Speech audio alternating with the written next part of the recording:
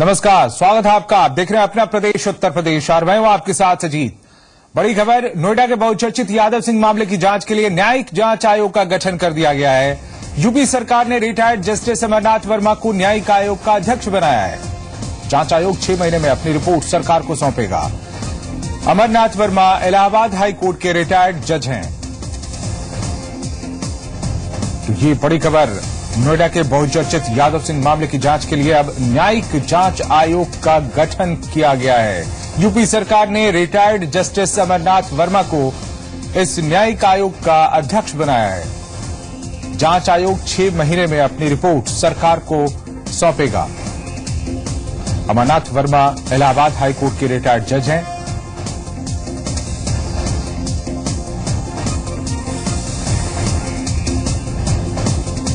और उन्हीं की अध्यक्षता में ये आयोग गठित किया गया है, आयोग बनाया गया है। हमारे साथ अनुराग चड्ढा ज्यादा जानकारी के लिए हमारे संवाददाता जुड़ गए हैं।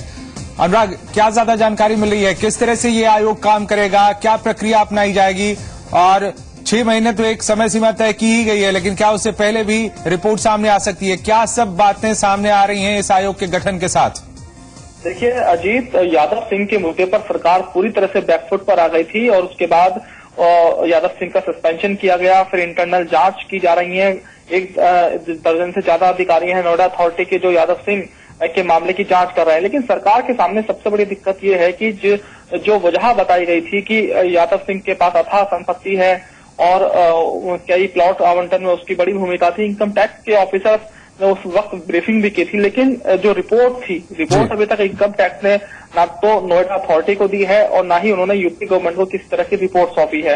तो अब सरकार के सामने कोई विकल्प नहीं था, या तो वो उस अधिकारी को क्लीन चिट दे या फिर उसके खिलाफ कोई बड़ी जांच कराए। अब जिस तरीके से न्यायिक आयोग का गठन किया गया तो सरकार ने कहीं ना कहीं अपने आप को बचाने के लिए न्यायिक आयोग का गठन किया है। और ये जो न्यायिक आयोग है ये यादव सिंह से जुड़े हर मामले की जांच करेगा। जिस वक्त यादव सिंह नोएडा अथॉरिटी में तैनात हुए, जो उनको डिपार्टमेंट मिला, उन्होंने किस किस को टेंडर दिए, क्या टेंडर्स की भूमिका थी, जो कमीशन का खेल बताया जा रहा है क्या वो सही है, तो इस पूरे मामले की जांच होगी। इसके अलावा जो जानकारी मिली है, जिस तरीके से हाईकोर्ट में भी ये मामला पेंडिंग ही कि क्यों ना इस मामले की जांच सीबीआई से कराई जाए, तो कहीं ना कहीं कोर्ट के सामने भी सरकार ये कहने वाली बनेगी कि भाई हम इस मामले की जांच 2 स्तर से करा रहे हैं। नोएडा अथॉरिटी के सीनियर ऑफिसर्स इस मामले में जांच कर रहे हैं और खुद सरकार ने न्यायिक आयोग का गठन किया है, तो उसमें सीबीआई जांच की कोई जरूरत नहीं है। तो कहीं ना कहीं सरकार अपना पक्ष मजबूत करने की कोशिश कर रही है। और सवाल यही सरकार पर उठ रहा है कि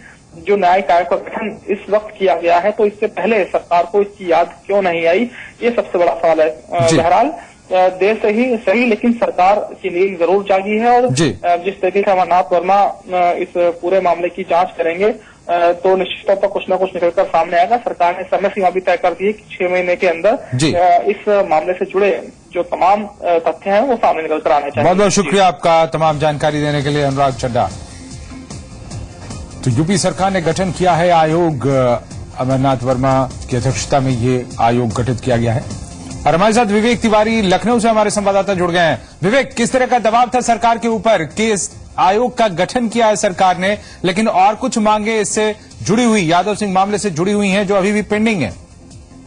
देखिए, हकीकत यह है अजीत की सामाजिक कार्यकर्ता नूतन ठाकुर की पिटीशन लगी हुई है, सीबीआई जांच की इसमें मांग की गई है और 16 फरवरी को यानी कि परसों इस पर सुनवाई होनी है। हाईकोर्ट खुल गए हैं, स्ट्राइक खत्म हो गई है, परसों इस पर सुनवाई होनी है। जाहिर बात है सरकार के लिए जवाब देना मुश्किल हो रहा था, इसलिए आनंद फानन में ये न्यायिक आयोग का गठन कर दिया गया है। आज सूचना भी आगे जारी कर दी गई मुख्य सचिव की ओर से। रिटायर्ड जस्टिस अमरनाथ वर्मा जो लखनऊ के ही रहने वाले हैं, इनके पिताजी भी जस्टिस थे और उनको जांच का जिम्मा सौंपा गया है। सारे एंगल से वो जांच करेंगे और ये भी उनको कहा गया है कि जो नोटिफिकेशन हुआ उसमें ये कहा गया है कि दूसरी एजेंसी, चाहे जो सरकारी एजेंसी भी हो, अगर वो कोई मामले यादव सिंह के प्रकरण की जांच कर रही है और उसमें कोई नए तथ्य निकल के सामने आते हैं तो उन नए तथ्यों की भी जांच ये आयोग कर सकता है। ये अधिकार आयोग को दिए गए हैं। यादव सिंह का भ्रष्टाचार, उनके प्रमोशन किस तरह से हुए, जो ठेके में अनियमितता बरती गई और जो भी करप्शन के केसेस इनसे जुड़े हुए हैं, उन सारे मामलों की जांच ये आयोग करेगा। 6 महीने के भीतर रिपोर्ट दिए जानी है। लेकिन हकीकत यही है कि परसों केस जो लगा हुआ है हाई कोर्ट में, उसमें सुनवाई होनी है। कहीं न कहीं ये दबाव सबसे भारी पड़ा और आनंद फानंद में राज्य सरकार ने अब से कुछ देर पहले नोटिफिकेशन जारी किया है। बहुत बहुत शुक्रिया आपका जानकारी देने के लिए विवेक। और इस पूरे मामले के बारे में आपको बताएं तो नोएडा, ग्रेटर नोएडा और यमुना अथॉरिटी के चीफ इंजीनियर यादव सिंह को भ्रष्टाचार के आरोपों के बाद 8 दिसंबर को सस्पेंड किया गया। यादव सिंह के ठिकानों पर आयकर विभाग ने छापेमारी की थी, जिसके बाद करीब 1000 करोड़ की संपत्ति का पता चला था। यादव सिंह मायावती सरकार के साथ ही एसपी सरकार में भी प्रमुख पदों पर रहा। यादव सिंह पर नोएडा में प्लॉट आवंटन में घोटाले का भी आरोप लगा। इसके अलावा यादव सिंह पर कई अन्य आरोप भी लगे।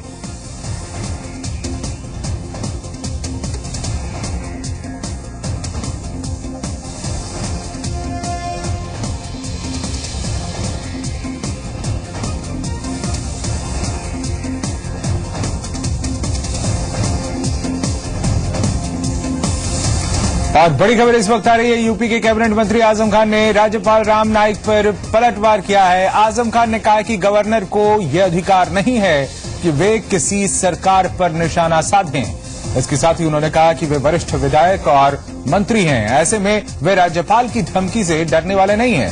हालांकि उन्होंने ये भी कहा कि किसी की धमकी से वो डरने वाले नहीं हैं। आजम खान ने कहा कि उन्हें धमकी भरे फोन और खत आ रहे हैं और वे इस मामले को लेकर जल्द ही राष्ट्रपति से मिलेंगे।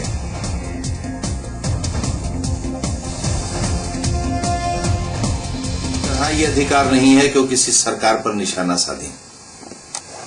उन्हें अपनी बातों का संज्ञान ही नहीं लेना चाहिए, अपने तरीकाए जिंदगी में और कामकाज में सुधार पैदा करना चाहिए।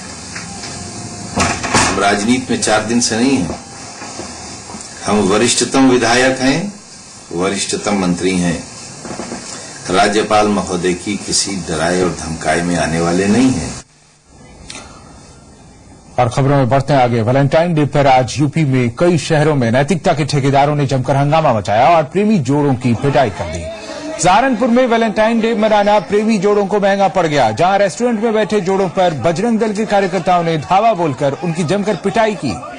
बजरंग दल के साथ ही शिवसेना कार्यकर्ताओं ने भी प्रेमी जोड़ों की पिटाई की। दिल्ली रोड स्थित रेस्टोरेंट में हुई इस पिटाई के बाद पुलिस भी मौके पर पहुंची और कई लोगों को हिरासत में लिया।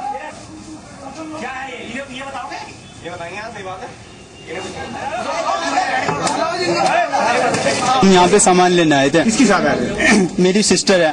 सर यूं कहा उन्होंने, तुम्हारा नाम क्या है? हम सुनते ही धड़ाधड़ मारना शुरू कर दिया, बस और कुछ नहीं कहा। हम कह रहे बात तो सुन लो, बात तो सुन लो। कौन लोग? सभी थानाध्यक्षों को निर्दिष्ट किया गया है कि वो अपना मोबिलिटी बनाए रखें और जगह जगह पर फोर्स भी डिप्लॉयड की गई है। इस संदर्भ में कहीं कोई ऐसी बात नहीं होने दी जाएगी जो नहीं होनी चाहिए। पूरी सतर्कता और पूरी सचेष्टा के साथ पुलिस को निर्दिष्ट कर दिया गया। और भी जगहों से इस तरह की खबरें हैं। कानपुर में भी नैतिकता के ठेकेदारों ने वैलेंटाइन डे पर जमकर बवाल मचाया। बजरंग दल कार्यकर्ताओं ने सड़कों पर खूब तांडव मचाया और शहर में घूम घूम कर प्रेमी युगलों की पिटाई की। और यही नहीं, बजरंग दल कार्यकर्ताओं ने शहर में वैलेंटाइन डे के खिलाफ जुलूस निकाला और जिसने भी विरोध किया उसको जमकर पीटा। यही नहीं, गंगा बैराज में घूम रहे पति पत्नी को भी इन्होंने बेइज्जत किया और इस दौरान पुलिस प्रशासन तमाशा देखती रही। हालांकि पुलिस अब कार्रवाई की बात कह रही है।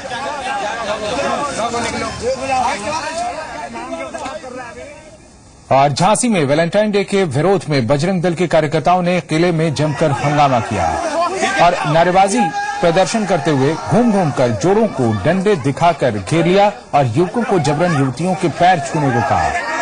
इस दौरान चुस्त दुरुस्त व्यवस्था करने वाली जनपद की पुलिस सार्वजनिक स्थलों से नदारद दिखी। हुड़दंग चलता रहा कई जगहों पर और पुलिस वहां नहीं मुस्तैद दिखी और इस कारण से कई लोगों को परेशानियां हुई। बुलंदशहर में शिवसेना कार्यकर्ताओं ने प्यार के दिन पर खूब बवाल मचाया। शहर के होटल्स और रेस्टोरेंट में यहां घुसकर शिवसेना कार्यकर्ताओं ने प्रेमी जोड़ों को खूब पीटा। कई लोगों की तो भीड़ भरी सड़कों पर दौड़ा दौड़कर पिटाई की गई। चौंकाने वाली बात यह है कि इस दौरान पुलिसकर्मी असहाय नजर आए और शहर में अराजकता का खेल देखते रहे। शिवसेना इसके विरोध में नहीं है, मगर अश्लीलता नहीं परोसने देंगे किसी भी हालत में। यह शिवसेना चेतावनी देती है। आगे भी इन्हीं मुद्दों पर हमने प्रोग्राम किए हैं और आगे भी करते रहेंगे। न हम प्रशासन के दबाव में, न प्रशासन के हम कहने पे चलेंगे। कई और शहरों में भी वैलेंटाइन डे का विरोध किया गया। मेरठ और इलाहाबाद में शिवसेना और प्रयाग सेना के कार्यकर्ताओं ने पुतला फूंककर वैलेंटाइन डे का विरोध किया। साथ ही ये भी कहा कि वैलेंटाइन डे की वजह से समाज में गलत संदेश जा रहा है और छेड़छाड़ की घटनाओं को बढ़ावा मिल रहा है।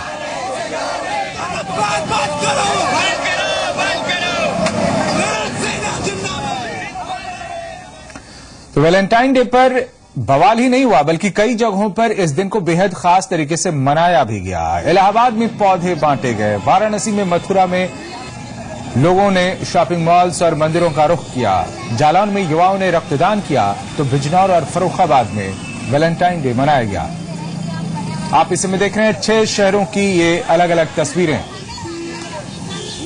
जहां वैलेंटाइन डे के मौके पर खास तरीके से लोगों ने कुछ आयोजन किए और इसे अलग तरह से मनाया। और वैलेंटाइन डे के दिन यूपी के मुख्यमंत्री अखिलेश यादव अपने परिवार के साथ ताज का दीदार करने आगरा पहुंचे और पत्नी डिंपल और बेटे के साथ ताज के सामने एक यादगार फोटो भी खिंचवाई। इस दौरान वो अपने परिवार के साथ फुर्सत के पल बिताते हुए दिखे। इस दौरान उन्होंने कहा कि आज वैलेंटाइन डे नहीं, ताज डे है। उन्होंने कहा कि यूपी को कोई दुनिया में जाने ना जाने, लेकिन ताजमहल को सब जानते हैं। इस मौके पर अखिलेश ने ताज की ब्रांडिंग और होम ऑफ ताज की बात तो की, लेकिन ताज महोत्सव पर बजट देने के सवाल पर वो बिना बोले ही वहां से निकल गए। वहीं उन्होंने यमुना प्रदूषण पर भी चिंता जाहिर की है। मैं भी एक बात कहूंगा कि दुनिया में जब तक बुरे को बुराई नहीं कहोगे तब तक इस दुनिया से बुराई नहीं खत्म हो पाएगी। मैं समझता हूँ आगरा की पहचान एक अलग तरह की है। आगरा ताजमहल लोगों को जोड़ने का काम करता है। आगरा ताजमहल लोगों को बुलाता है। न जाने कितने दुनिया के राष्ट्रपति, प्रधानमंत्री, दुनिया की ऊंचाइयों पर कारोबार करने वाले लोग यहाँ आए। तमाम साहित्यकार, कवि, गजल कहने वाले लोगों ने न जाने किस रूप में क्या क्या कहा है। इसे सबको जोड़ते हुए जो ताजमहल की पहचान है कि लोगों को जोड़ने की, मोहब्बत की, प्यार की, वो मैं समझता हूँ उत्तर प्रदेश से लेकर के दुनिया के हर हिस्से में पहुंचे। और बड़ी खबर इस वक्त आ रही है कानपुर से। कानपुर में आर्थिक तंगी की वजह से एक महिला ने अपने 2 बच्चों के साथ फांसी लगाकर खुदकुशी कर ली। मामला यहां के चौबेपुर इलाके का है। महिला का पति लोडर चालक बताया जा रहा है। तो ये बड़ी खबर है कानपुर से। आर्थिक तंगी की वजह से एक महिला ने फांसी लगाकर खुदकुशी कर ली। चौबेपुर इलाके का ये मामला है। महिला का पति लोडर चालक बताया जा रहा है।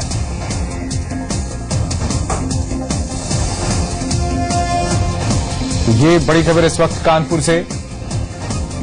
आर्थिक तंगी की वजह से एक महिला ने फांसी लगाकर खुदकुशी कर ली।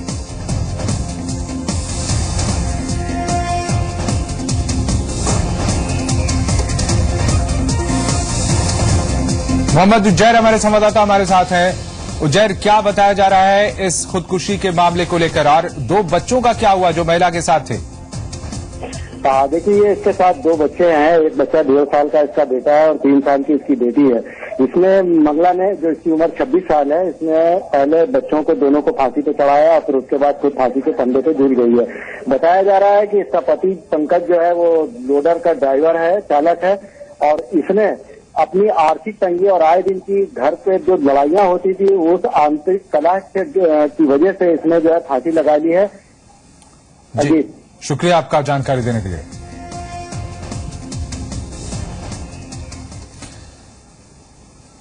तो चौबेपुर थाना इलाके का ये मामला है। कानपुर में आर्थिक तंगी की वजह से एक महिला ने अपने 2 बच्चों के साथ फांसी लगाकर खुदकुशी कर ली है।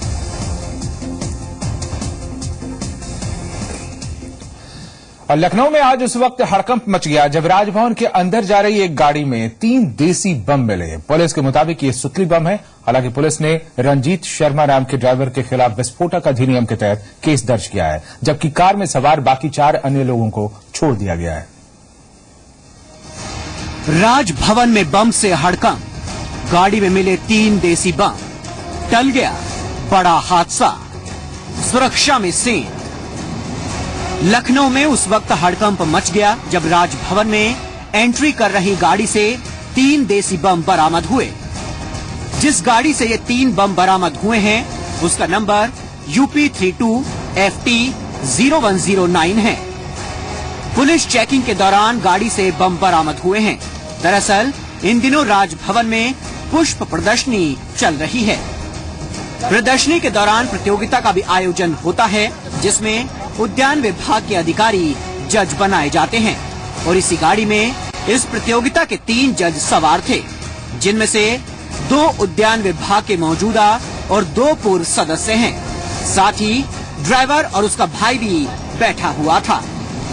हालांकि इस मामले में पुलिस ने ड्राइवर को गिरफ्तार कर लिया है और मामले की जांच में जुट गई है। एक गाड़ी जा रही थी अंदर, उसमें सुतरी टाइप के पटाखे टाइप के बम है फेंकी, तो उसमें उन्होंने पकड़ के 3 पटाखे वाले बम है उसको, तो इनको हिरासत में लिया गया, पूछताछ की जाएगी। कौन लोग हैं ये एक मोहनलालगंज का लड़का है जो गाड़ी चला रहा है। और कुछ जुडिशरी से भी लोग बता रहे थे कि वो कोई अंदर प्रोग्राम था, तो उनके बारे में छानबीन की जाएगी। बेसिकली जो ड्राइवर था, गाड़ी उसकी है, वो चला रहा था, उसके संज्ञान में रहा होगा, डिग्गी में मिले हैं। गाड़ी में देसी बम की खबर से राजभवन और प्रशासन अधिकारी सख्ते में आ गए। प्रदेश के लखनऊ स्थित राजभवन में आज एक बड़ा हादसा होते होते चल गया, जब इस गाड़ी की चेकिंग के दौरान पुलिस को 3 सुतली बम मिले। ये बम अंदर जा सकते थे अगर चेकिंग नहीं होती। ये गाड़ी आप देख सकते हैं, निर्णायक टोली पुष्प प्रदर्शनी राजभवन के अंदर चल रही है। उसके जो निर्णायक मंडल के सदस्य हैं, उनमें से 3 लोग इस गाड़ी में सवार थे। एक ड्राइवर था और एक उसका भाई था। इन 5 लोगों को पुलिस ने गिरफ्तार कर लिया है। लेकिन ये बहुत हैरानी की बात है कि राजभवन के अंदर प्रवेश करती हुई गाड़ी में अगर बम मिल जाए तो आप अंदाजा लगा सकते हैं कि लखनऊ पुलिस और लखनऊ के अंदर सुरक्षा के इंतजामात क्या हैं।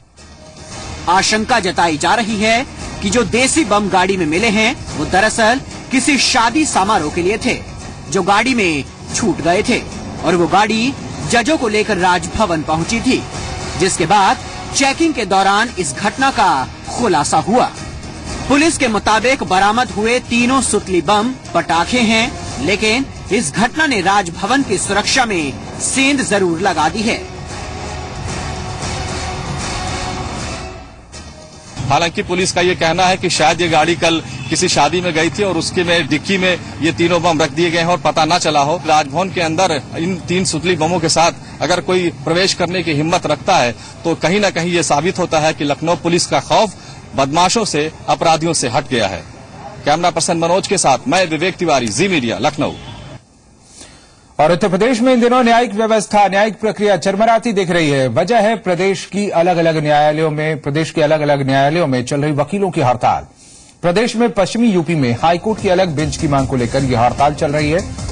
इधर लखनऊ बेंच में पिछले 1.5 महीने से वकील हड़ताल पर हैं। मांग की जा रही है कि लखनऊ बेंच का अधिकार क्षेत्र यानी दायरा उसका बढ़ाया जाए। इसके अलावा ये चाहते हैं कि कानपुर, बरेली और मुरादाबाद को भी लखनऊ बेंच के अधिकार क्षेत्र में शामिल किया जाए। उनका कहना है कि इन इलाकों के लोगों को न्याय पाने के लिए लखनऊ होते हुए ही इलाहाबाद जाना पड़ता है। ऐसे में उनकी दिक्कत कम करनी चाहिए। सिर्फ लखनऊ बेंच में ही नहीं, यूपी के दर्जन भर जिलों में जिला सत्र न्यायालय, तहसील और विभिन्न न्याय क्षेत्रों में आए दिन चल रही हड़तालों से जुडिशरी सिस्टम पर असर पड़ा है। कई कैदी अरसे से जमानत का इंतजार कर रहे हैं। गंभीर आपराधिक मामलों और करप्शन से जुड़े मुकदमों की भी सुनवाई नहीं हो पा रही है। बड़ी मुश्किल ये है कि इन हड़तालों को खत्म कराने के लिए कहीं से कोई पहल भी नहीं की जा रही है। पहली बात तो यह है कि इसको हड़ताल शब्द का नाम ना दें। ये एक तरीके का नॉन कोऑपरेशन है, जो हम लोग सरकार से और केंद्र सरकार से, राज्य सरकार, केंद्र सरकार दोनों से गुजारिश अपने चीफ जस्टिस साहब से, इन सब से इस बात की कर रहे हैं कि जो वादकारी का हित है वो सर्वोच्च है। एसपी नेता नरेश अग्रवाल कार्यकर्ता सम्मेलन में शामिल होने के लिए बदायूं पहुंचे। सम्मेलन में पार्टी कार्यकर्ताओं से विधानसभा चुनाव के मद्देनजर अभी से जी जान से जुटने का आह्वान किया। साथ ही पार्टी का पक्ष रखते हुए ये कहा कि केवल एसपी ही ऐसी पार्टी है जहां राष्ट्रीय अध्यक्ष सरकार की कमियों पर टीका टिप्पणी करते हैं। साथ ही आईएएस वीक में अधिकारी के रिश्वत लेते फुटेज पर सीएम से तुरंत कार्रवाई की मांग की।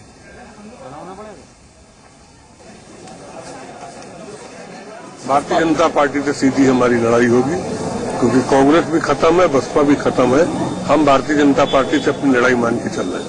आम बजट का क्या आपको लगता है? मैंने कहा ना, पूंजीपतियों का बजट होगा, निराशाजनक बजट होगा, जनता को कुछ उपलब्ध नहीं होगा और अडानी अंबानी का बजट होगा। और गोरखपुर में बीजेपी विधायक ने अधिकारियों पर बिजली चेकिंग अभियान को सांप्रदायिक रूप देने का आरोप लगाया है। गोरखपुर ग्रामीण से बीजेपी विधायक विजय बहादुर यादव का ये कहना है कि क्षेत्र में एक धर्म के ठेकेदार नेता की शय पर इस अभियान को सांप्रदायिक रूप दिया जा रहा है।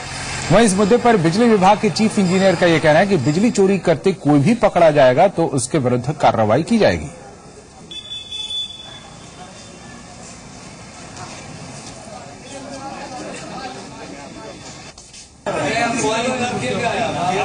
क्या